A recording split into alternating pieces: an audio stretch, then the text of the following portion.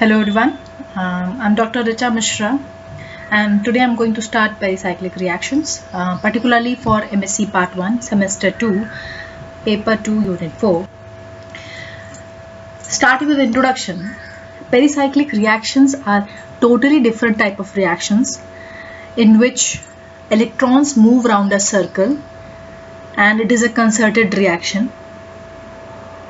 Concerted means it has single transition state. As you can see the diagram bottom left, there's single transition state, and bottom right you can see the multi-step reaction in which there are several transition states.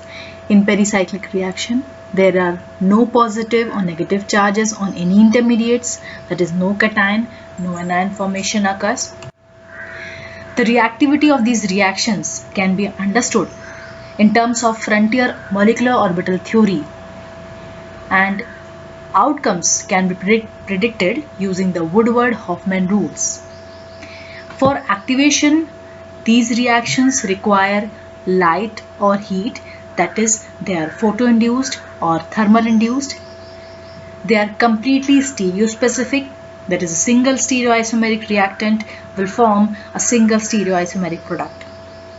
Following are the properties, that is, no nucleophile electrophile involved, not generally catalyzed by Lewis acids, already told that they are highly stereospecific, and they are often photochemically promoted and little or any, if any, solvent effect. The classification of pericyclic reactions are as follows. There are mainly 4 types: electrocyclic reactions, second is cycloaddition reactions, third is sigmatropic reactions, and fourth kind is group transfer reaction.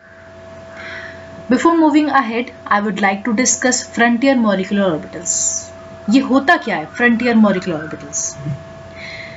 Pericyclic reactions को समझने के लिए 2 type of molecular orbitals बहुत important होती है. As you would have already heard about HOMO and LUMO, highest occupied molecular orbital, lowest unoccupied molecular orbital. For MSc students, these 2 terms are not new. तो इन्हीं दोनों को frontier molecular orbitals कहा जाता है. In the diagram you can see the structure of this 1,3-butadiene, this electronic ground state of 1,3-butadiene. इसमें molecular orbital के combination से psi1, psi2, psi3 Richter, psi4 Richter अलग अलग molecular orbitals बनती हैं. और you can see, and you can see that the when the energy difference between HOMO and LUMO is least between 2 molecules, तो उतना ही interaction stronger होता है. अब ये जो molecular orbitals कैसे बनती हैं, we will be discussing some examples of such as ethylene, जो हमारे syllabus में है.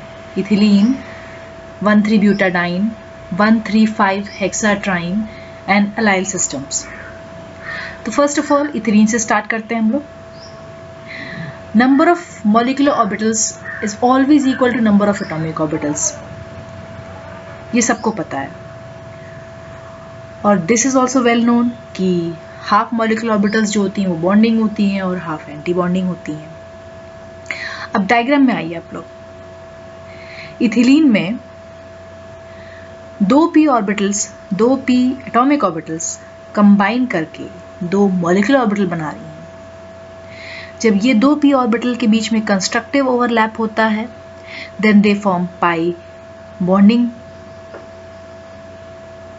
and when there is destructive overlap, they form pi star antibonding. उनको ऐसे कहा जाता है psi1, psi2 Richter. Plus or minus sign जो है, it indicates the phase of the wave function. Next, construction of pi molecular orbitals of 1,3-butadiene from pi molecular orbitals of ethylene. फिर से diagram पे देखिए इधर. इथिलीन की सबसे नीचे 2 pi orbitals के combination के बाद psi1 बन जा रहा है, मतलब 2 pi orbitals के bonding interaction के बाद psi1 का formation हो रहा है. दो पाई ऑर्बिटल्स के एंटी बॉन्डिंग इंटरेक्शन से psi2 बन रहा है.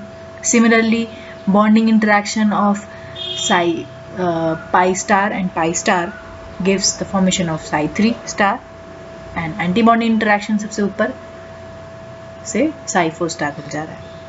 इसको और डिटेल से समझने के लिए you can refer to page 3 to 6 of the book Pericyclic Reactions by Jagdamba Singh and Jaya Singh. Now construction of pi molecular orbitals of 135 hexatriene.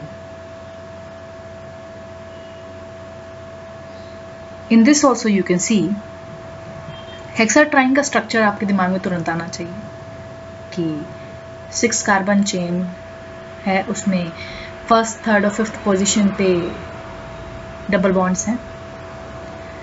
इसमें भी सबसे नीचे देखिए psi1 जिसमें बॉन्डिंग इंटरेक्शन से है, इसमें एक भी नोड नहीं है. फिर psi2, psi3, psi4 star, psi5 star, psi6 star. इसकी पूरी डिटेल आपको जगदम्बा सिंह में मिल सकती है. Next is allyl system. इसमें भी psi1, psi2, psi3 का फॉर्मेशन दिखाया गया है.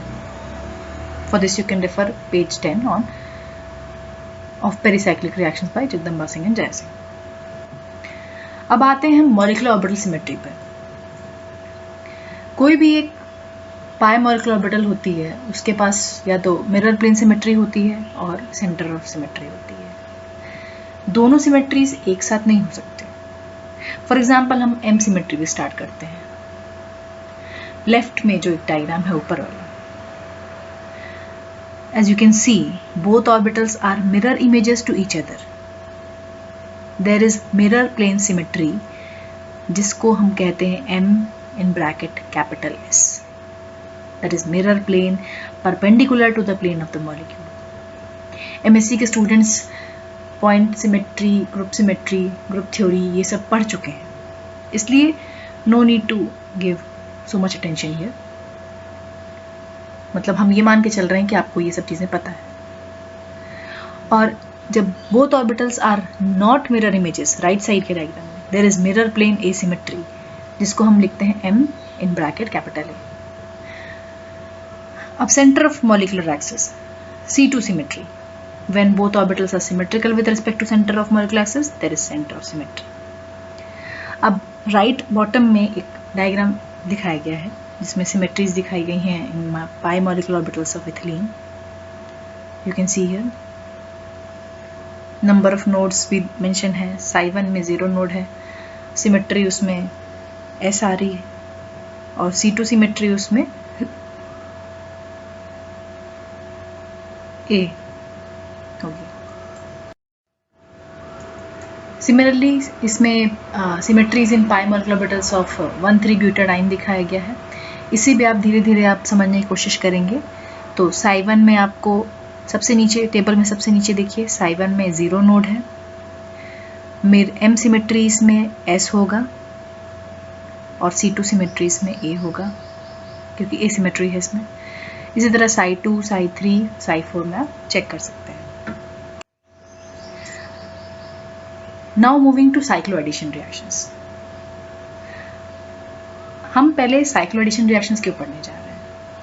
क्योंकि ये थोड़ा थोड़ा जाना पहचाना सा रिएक्शंस होता है. डिल्स-ऑल्डर रिएक्शन आपने सब लोगों ने पढ़ा होगा, 4+2 रिएक्शंस. इसीलिए हम इलेक्ट्रोसाइक्लिक पहले न स्टार्ट करके हम साइक्लोएडिशन रिएक्शन स्टार्ट कर रहे हैं. साइक्लोएडिशन रिएक्शन एक ऐसा रिएक्शन है जिसमें 2 or more unsaturated molecules combine with the formation of a cyclic adduct in which there is net reduction of the bond multiplicity. Overall you can call it as cyclization reaction. इसको A+B किसे कहा जाता है? A+B मतलब A और B इसमें क्या है? Number of atoms containing pi electrons.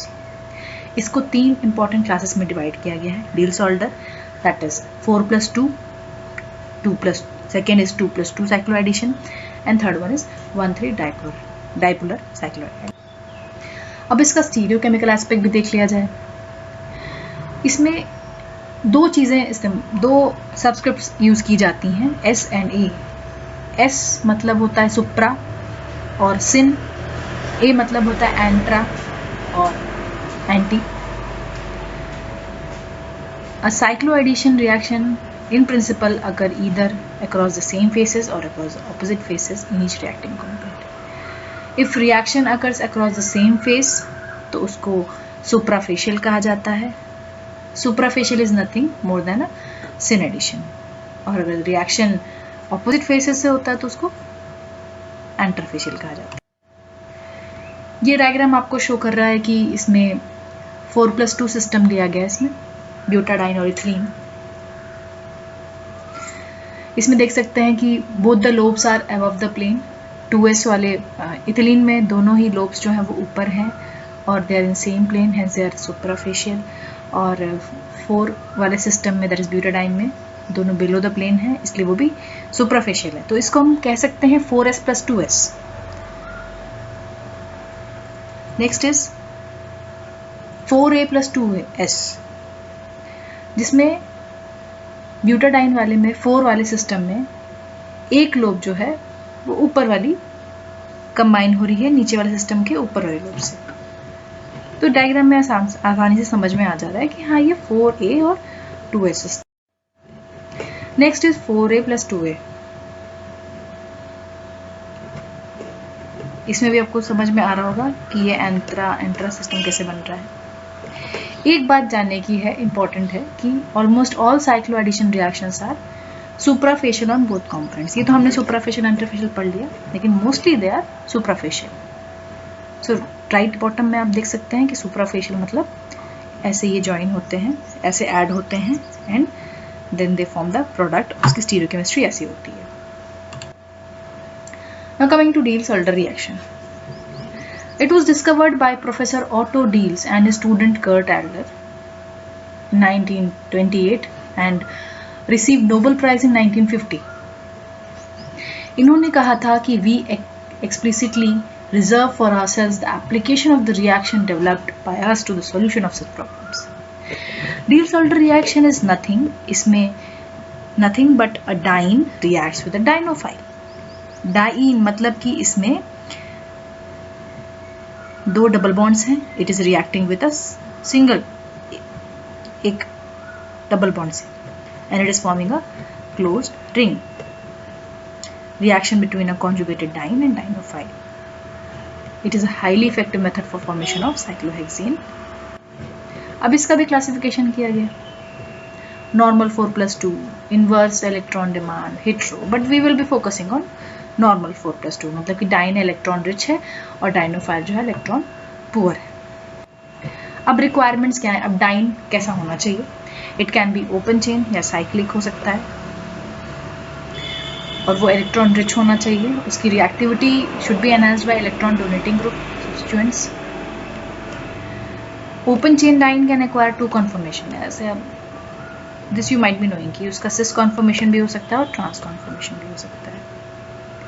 तो सिस कन्फर्मेशन जो होता है वो रिएक्टिव कन्फर्मेशन होता है, मतलब कि दोनों डबल बॉन्ड्स जो होते हैं वो सिस होते हैं, they are cis to each other, whereas trans conformation is unreactive.